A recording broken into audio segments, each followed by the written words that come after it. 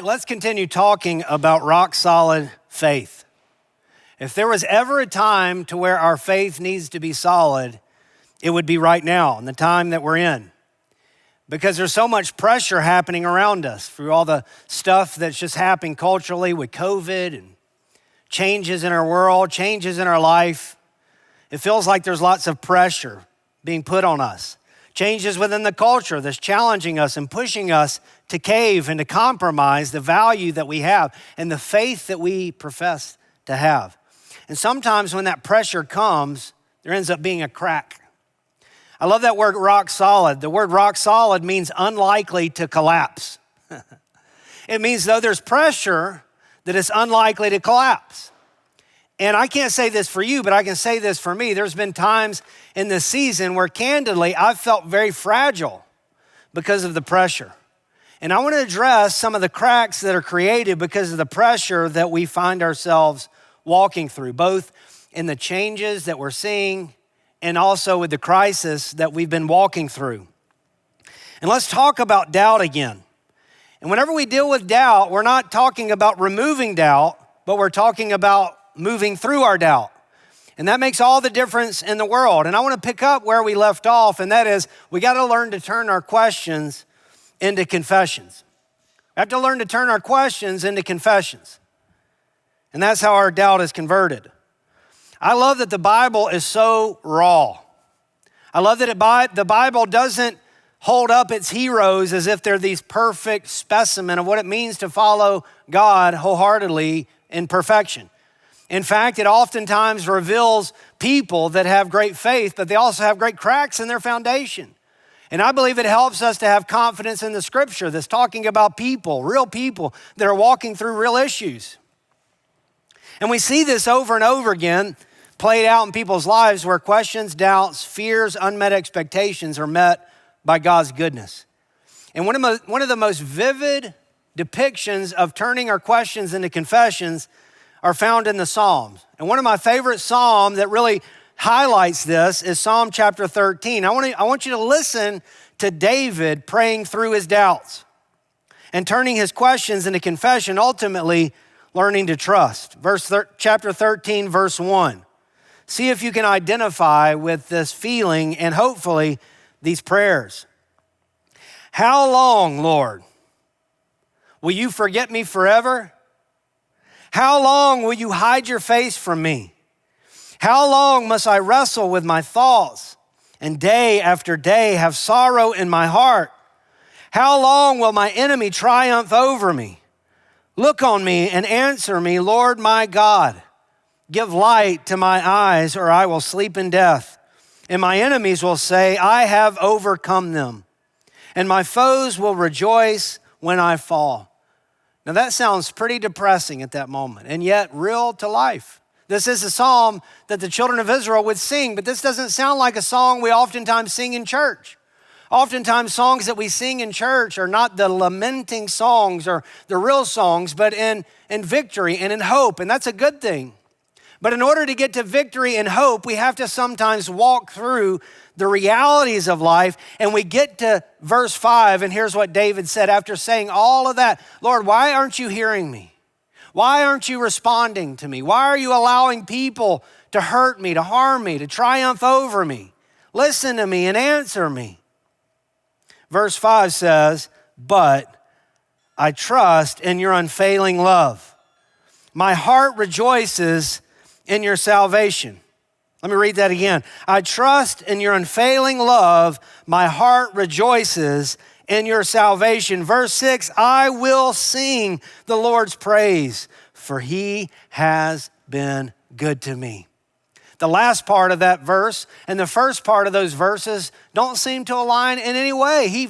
It sounds like the first part of it is saying, you haven't been good to me. You haven't heard me. You've allowed people to harm me. But at the end of it, he says, I trust you and your unfailing love. I rejoice at your salvation, at your deliverance. I will sing the Lord's praises because he has been good to me. He is confessing his questions and he's working through his doubt. And honestly, that's what we need. You can't grow without honesty. And for many of us, we've lost maybe the sense that we could be honest about what's really happening in our life. And as a result, we either just pretend or we have a surface level faith. And that's not a strong faith either. A surface level faith is hollow and shallow. And whenever the pressure comes, it cracks more easily rather than dealing with the real issues so that we can find strength through the things that we've walked through. I want to look at this amazing story. It's recorded in two places, in Matthew 17 and Mark chapter 9. And I want to jump back and forth between those two accounts, okay? And Mark chapter 9 and Matthew chapter 17, they tell the same story from a different perspective, and they highlight different details within the same story. And this doesn't mean that you can't trust the Bible. It just means that they're looking at different things. So we're going to flip back and forth between Matthew 17 and Mark chapter 9, somewhat like we would between the BBC and CNN to get the same news report, okay? And this is a story of a father who's desperate. And some of us can relate to this situation. So I want you to put your situation into this scenario.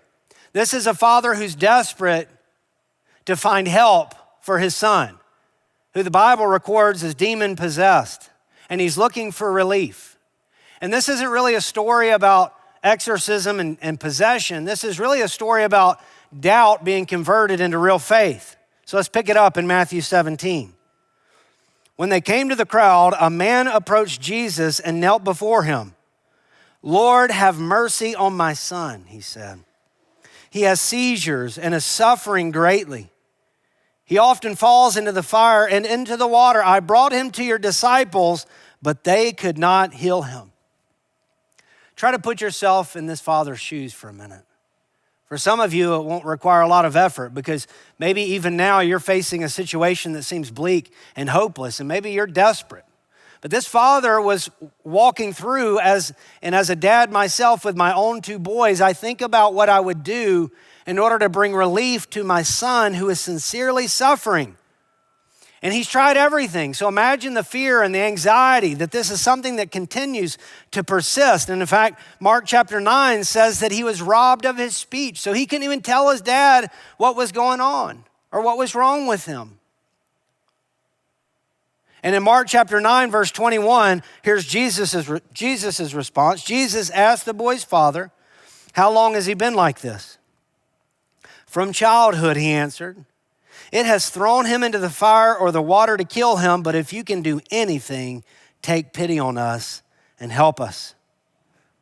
I want you to take that in. Put yourself in his shoes. This is a desperate father, and if we feel the desperation of this moment, then I believe we'll start to have compassion, not only for this situation, but really help us to understand Jesus' encounter with him. This is a man who has exhausted all of his options. He called his disciples. He's done everything that he knows to do in order to find relief into the situation. And some of us have been in that same scenario. Some of you have exhausted all of your options to fix the problem that you're dealing with. You've gone to marriage counseling. You've called your small group for prayer. You called your pastor to preach a message to you. You called your pastor to pray over, and still nothing has changed. And this is what's happening in him. This is a man with a real need and a real struggle, though he does everything he knows to do. Says that he brings them to the disciples, and the disciples couldn't do anything about it. And nothing changed as a result of their prayers. And I believe that that's where many of us get stuck. I know that's where I've been stuck. I've been stuck in situations where so overwhelming and you want God to come through so badly and nothing changes. In fact, not only have I been on the receiving end of that, but I've been on the giving end of that. I've been called to pray with people that I love and care about, to pray over a situation and see the dilemma, see the struggle, see the disease, see the marriage, see the brokenness in their life fixed and mended. And not only did it not get better, but it got worse. So what do you do in that moment? The disciples can't pray it away. Your pastor's faith can't pray it away. Maybe you start thinking this is just the way that it is. And in verse 22 of Mark 9, the father said, "But if you can do anything, take pity on us and help us." And here's Jesus' response: "If you can, everything is possible for them who believe." And immediately the boy's father exclaimed, "I do believe. Help me overcome my unbelief." And when Jesus saw that the crowd was running on the scene, he rebuked the impure spirit, "You deaf and mute spirit," and he said, "I command you to come out of him and never enter him again." If you can do anything, take pity on him. And Jesus' response is sort of taken back. Like, if I can do anything, I can do everything. There's nothing that I can't do. And yet that hasn't been his experience in this moment. And Jesus says, if you believe, everything will be possible for you. Nothing is impossible. And it sounds sometimes like a pat answer, sometimes insensitive in the moment that we find ourselves overwhelmed. If you can do anything, if you believe anything is possible, it will be done for you. And I love this Father's response that mingles both faith and doubt, so honest, so revealing, and frankly, so reflected in my life and probably yours. And he says, I do believe, but help my unbelief. I do believe, but help my unbelief. This is an accurate picture of what it looks like to walk in faith and at the same time have doubt. And here's what I love, is that Jesus answered this man's prayer that's expressed in doubt, and he does what he was hoping he would do, and he brings deliverance into the situation. That Jesus meets him in the faith that he has, his real faith. Help my unbelief. Help my unbelief. Can I just say that's a great way to pray, in doubt. That's a great way to allow your questions to become confessions. Help my unbelief. The word for unbelief doesn't mean a lack of it or a lack of belief. This word means a want to believe. God hears this man's want to believe. He's saying, help my want to believe. And here's the deal. Our struggle is probably very similar to this. Just like this man, help my want to believe. I want to believe. Help my want to believe. And God shows up and he meets him where he was with his small little faith that's expressed even in his doubt. And he experienced something amazing. Here's the thing I know about doubt. We don't get into doubt by thinking alone. And we don't get out of doubt by thinking alone either. The doubt we experience doesn't happen because of how we used our mind to figure something out or to poke holes in an argument. And we don't get out of doubt because we somehow assume all knowledge, but instead, the only way that doubt is removed is by an experience. Remember, it's in the seeking. And for some of us in our faith has become passive, and now we're spectators, and we're watching from the sideline. And if that's the case, then doubt will persist in our life. The only way out of our doubt is an experience, and the only way to have an experience is if you seek, if you come out, if you push through, if you move through your questions towards Jesus in the middle of your situation, then he will meet you there. Remember what it said in Matthew chapter 28? It said that they worshiped, but some doubted. It didn't say some over here were worshiping and the others were over here doubting. No, it said they worshiped and some doubted. And that word they is an all-encompassing word that includes both those who are naturally motivated to faith as well as those who are wrestling through sincere doubts. And this, my friends, is a way, just like David has, that they worship through their doubts. That they pray their way through their doubts. Can I just encourage you in your doubts, don't let your doubts keep you from praying. Don't let your doubts keep you from worshiping, because it's in that moment that oftentimes we encounter and we experience the God that we wish we knew, or the faith that we wanted to have, because he is found in the middle of it. I love how Tony Evans describes faith. He says, faith is acting like God is telling the truth. Faith is acting like God is telling the truth.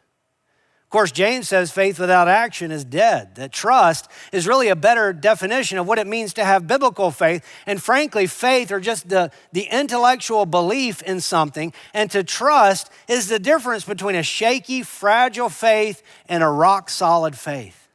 And the difference is not what we're convinced of, the difference is what we trust in. Matthew 17, Jesus says, truly I tell you, if you have faith as small as a mustard seed, you can say to this mountain, Move from here to there, and it will move. Nothing will be impossible for you.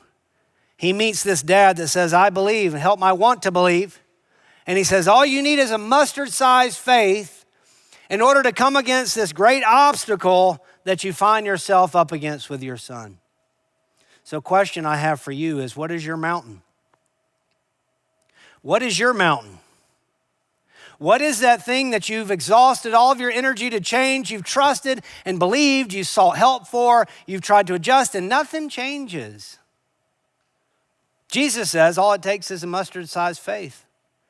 And that's really confusing for us because when we look at our faith, we see the size of our faith is oftentimes unmatched by the size of the mountain or the obstacle that we're up against. But here's what Jesus is trying to get at. He's saying you don't have to have a mountain-sized faith if you're approaching a mountain-sized problem. All you need is a mustard seed-sized faith, and it will destroy the mountains in our life. And many of us, we look at our faith, and there's other people that have stronger faith than us.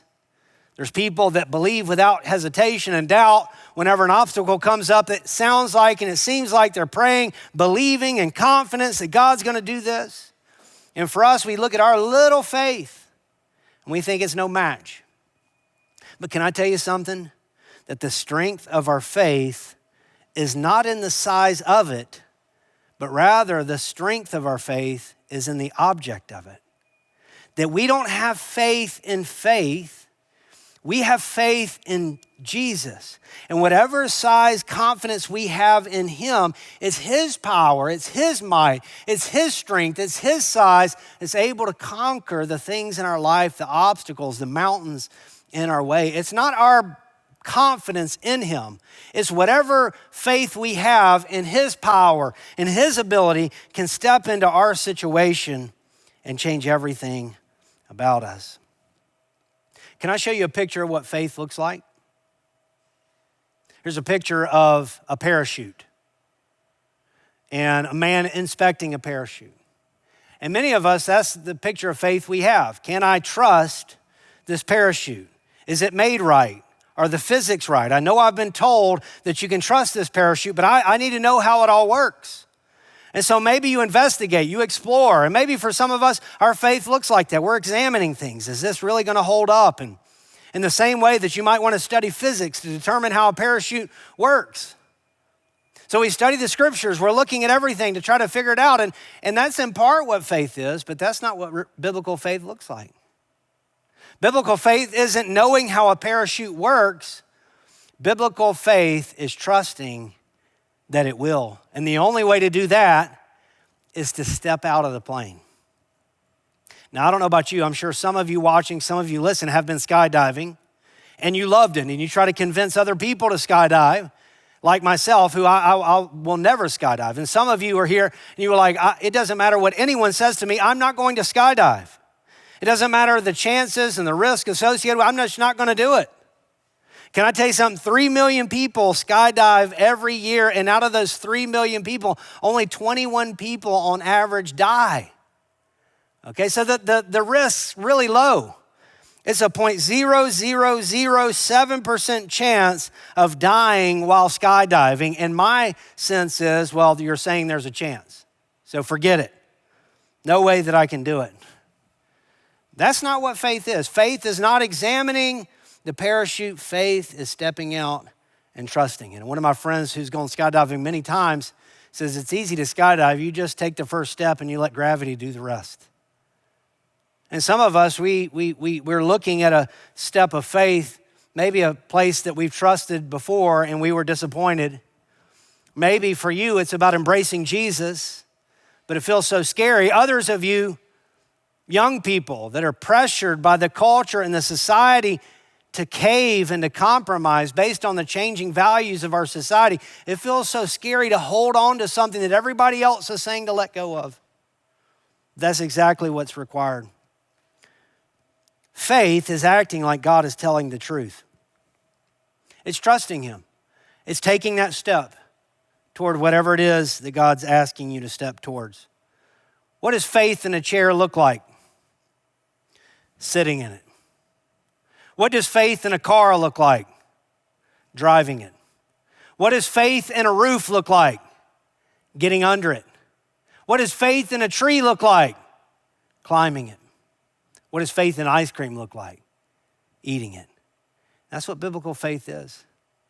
It doesn't mean that you know how this is going to turn out, or it doesn't mean how you feel. It means that you step in a place of trust. And that's my prayer, is that we go from pretend, from acting as if our faith is sure, to really walking that out. And I encourage you, if you're facing a crisis, if you're facing a challenge, if you're facing a trial, just like this man, just like this dad, that you take whatever faith you have, you take your want to believe, and you trust him with it, and he'll meet you there. Lord, I pray again for those that are watching. God, I lift up those that are in crisis and those that are desperate, those that have trusted you and have tried to see resolution in the situations in their life, and they haven't seen it. God, I pray that our faith wouldn't be in our hopes that this would go away, but our faith would be in you.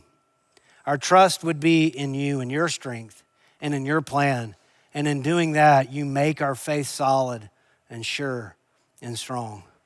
And Lord, I lift up every young person that's here, every person that's trying to figure their life out, that has the future ahead of him, that feel the pressure. God, I pray that you give them the courage and the strength to hold fast to the hope that they profess, that they gather people around them that will encourage and speak life into their situation, that will speak into their faith and allow their doubts to emerge, God, but to allow them to emerge towards a place of faith.